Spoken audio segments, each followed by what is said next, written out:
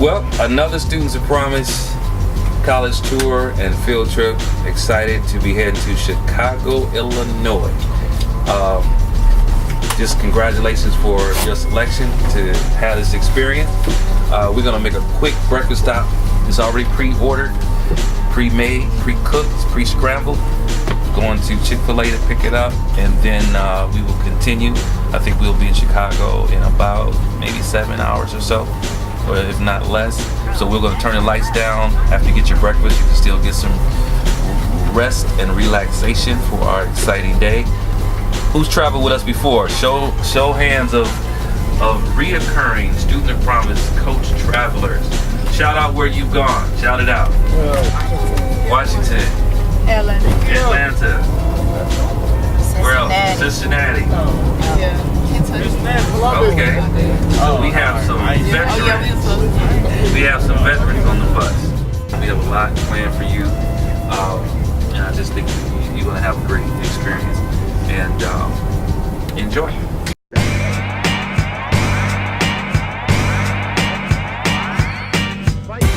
We're at downtown Chicago. Cleveland is big. Chicago is a lot bigger, about 5 times the size of Cleveland. So just be mindful of the size. It's downtown, rush hour, as far as lunch. But let's stay together, it's right around the corner, and enjoy your lunch. Make sure you stay with your coordinators, and ladies, you can exit the bus first.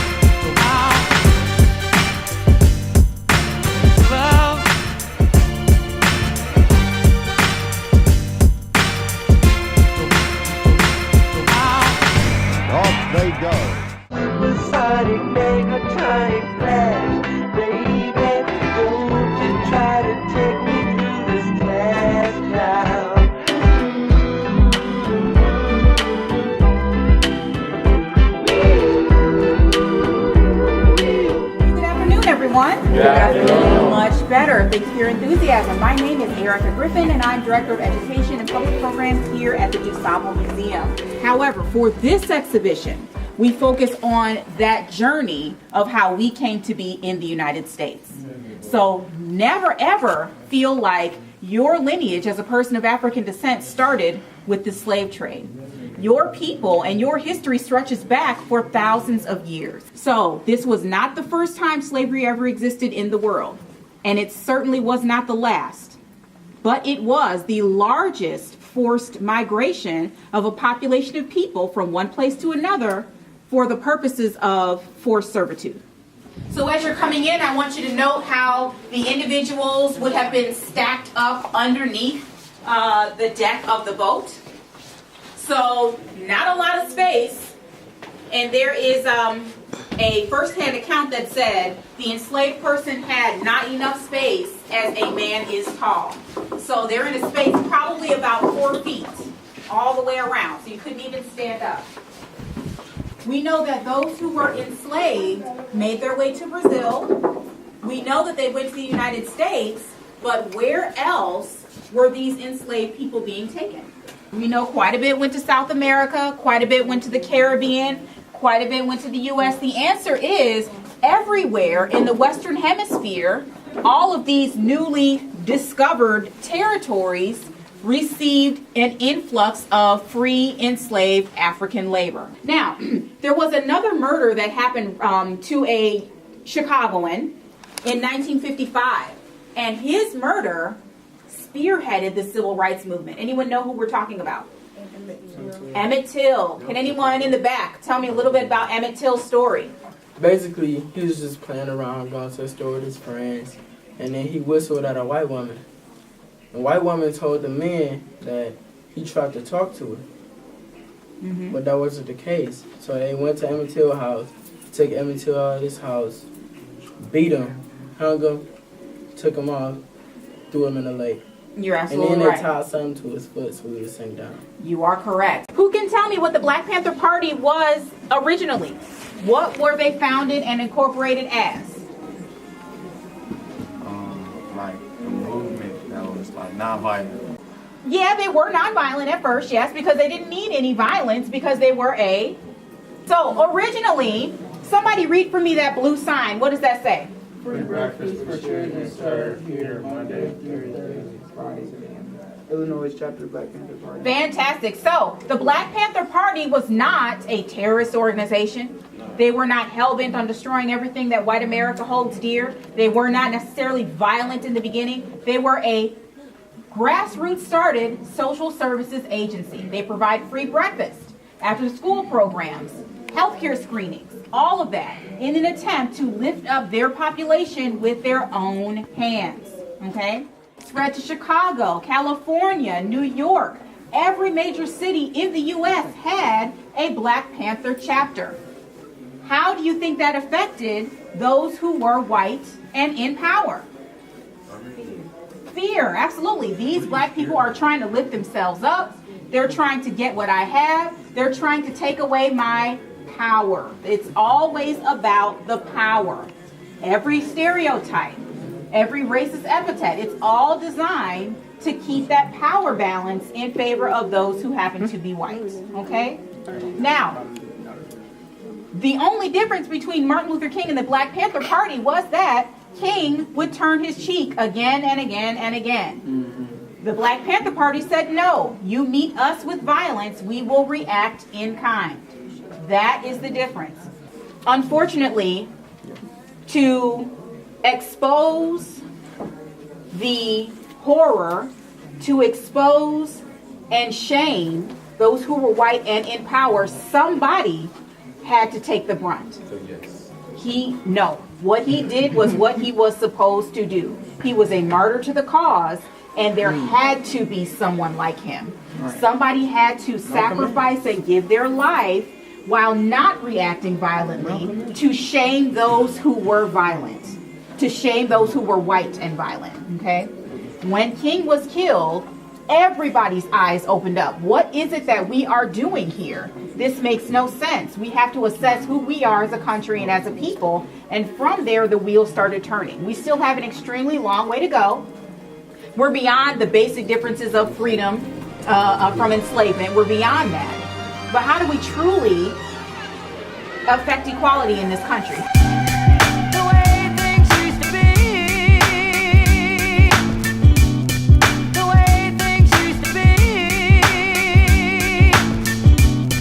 The way things used to be. The way things used to be.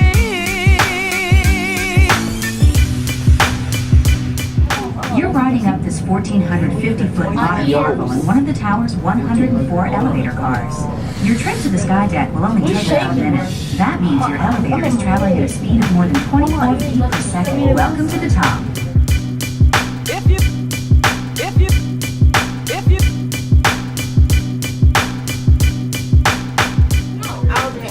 It's okay. Don't do nothing. Don't panic. You're panicking. You good? Okay, yeah, I'm good. Oh my leg. Come on. No, what if you fell? Then you popped up at the corner. Wait, this ain't. Hurry up. 1, 2, 3.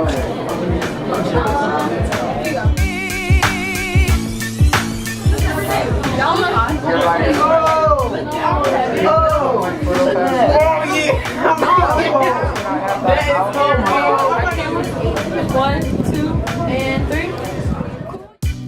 Everybody in group picture first.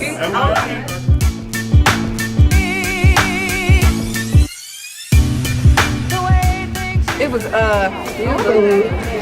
It was would do it. fun, I would do but it it was again. scary when you look down. I was terrified because I don't like heights. Yeah. The way things used to be.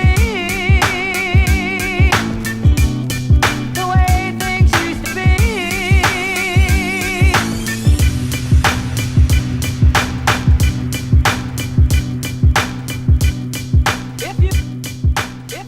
When you find a girl you love, New roads up. practice up on it.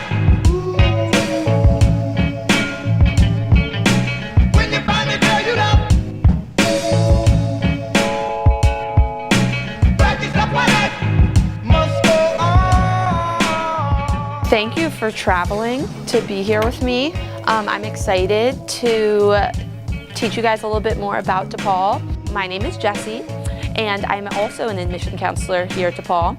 And I assist in reviewing all of the applications that we receive. I give a lot of these presentations to our groups of high school students. And I'm pretty much in the office answering your guys' questions via phone, via email, every day. So always feel free to reach out to us via phone or email when you're not physically here with us, but this is the best, getting to see you guys face to face. Admission counselors love these opportunities, get to know our students, put faces to the applications. So that's what's really exciting about getting to interact with you guys in this way. Hi everyone, my name is Maya. I'm a current junior here, originally from Lombard, Illinois. I'm currently studying film and television with a minor in public relations and advertising. Hi everybody, my name is Maya. I'll be taking you on your tour of the Lincoln Park campus again. Just some fun facts to get us started. We are the largest Catholic university in the nation. We have about 27,000 students. About 25,000 of those are going to be undergraduate. The other 10,000 are going to be graduate and law students. Does anyone have any questions before we leave this area? Awesome. All right, we can start heading over this way.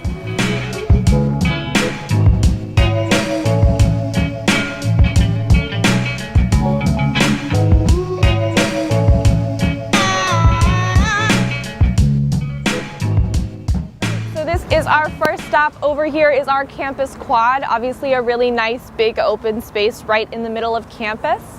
When it does get a little bit warmer here, you will see students hanging out on the grass. We do have study tables over there with solar panels, so you can plug in like your laptops, your phones, it'll charge it up for you. Because it's such a nice big open space, it's also a really nice spot for certain events. So at the beginning of the year, we have something called the Fall Involvement Fair. We have over 300 clubs and organizations here at DePaul. During the Involvement Fair, they all set up booths here. It's a really nice experience for freshmen or incoming students to see what they might like to get involved with. At the end of the year, we also have something called Fest, pretty much just an end of the year celebration. So there's live music performances, there's food, dancing, that kind of thing. Is it like pep rallies? Yeah, absolutely. Those mainly take place in like the athletic center, which we'll pass by, in Wintrust Arena, where our men's basketball team has games, things like that. In terms of Fest, we've had Childish Gambino come and perform, we've had Chance the Rapper come in. Does anyone have any questions about the quad before we move on? Awesome, we can keep moving this way.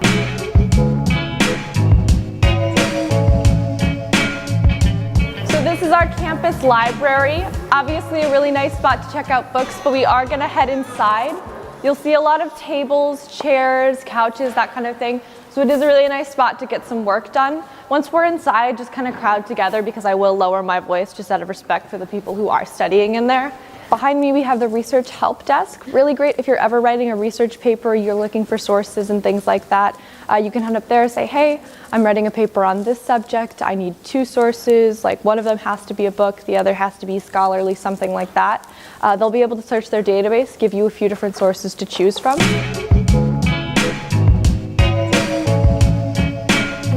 Into the Schmidt Academic Center.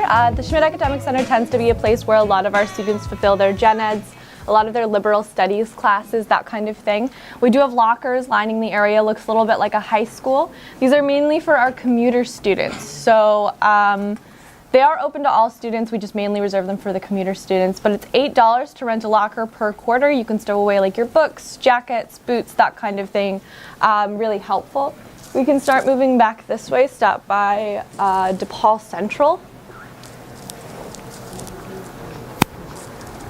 So up here, DePaul Central is your one-stop shop for student records. So pretty much anything with a dollar sign. So financial aid, tuition, that kind of thing.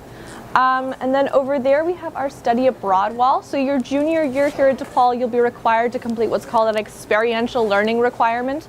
Really, that's just DePaul's way of trying to get you out into the field, give you some experience before you graduate. But you can accomplish this credit through a few different ways. You can do an internship or community service and you can receive credit for those, or you can choose to study abroad. So we have study abroad programs in almost every continent. The duration of these visits tends to vary. So sometimes you might be staying somewhere for a week, sometimes for a month, even for an entire quarter sometimes. Really, it just depends. We also offer study abroad programs over breaks as well, so you won't have to miss any classes. We will pass by that wall on our way out, so if you see something that jumps out to you, please feel free to grab it. That's what it's there for. But just so you guys know, we also have an online resource as well where you can do a little bit more of an in-depth search. We also have a study abroad office up on the 3rd floor. All right, we can keep heading down this way.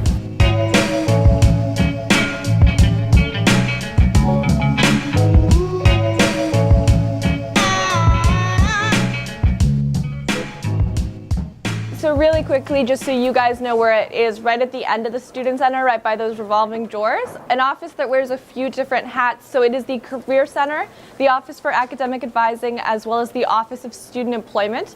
The Office of Student Employment is actually where I got my job as a tour guide. So we always recommend that students do on-campus employment before off-campus, just because they're going to be a little bit more forgiving with your schedule, that kind of thing.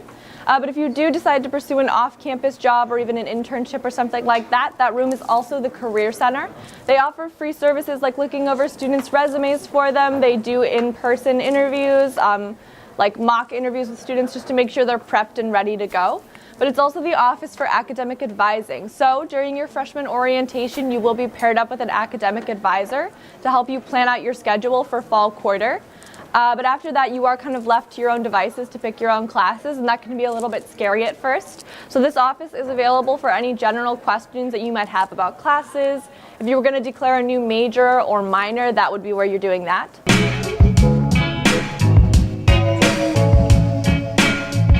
So we're now in the Student Center, a hub of a few different resources. Up on the 2nd floor, we have a few different meal options. We'll head up there in a second. But the 1st floor tends to be where a lot of groups have their meetings. So behind you guys, we have our Catholic Campus Ministry. And then over here, we have our Center for Multicultural Student Success that deals with our more marginalized students. So a lot of Black Lives Matter, LGBTQ, that kind of thing.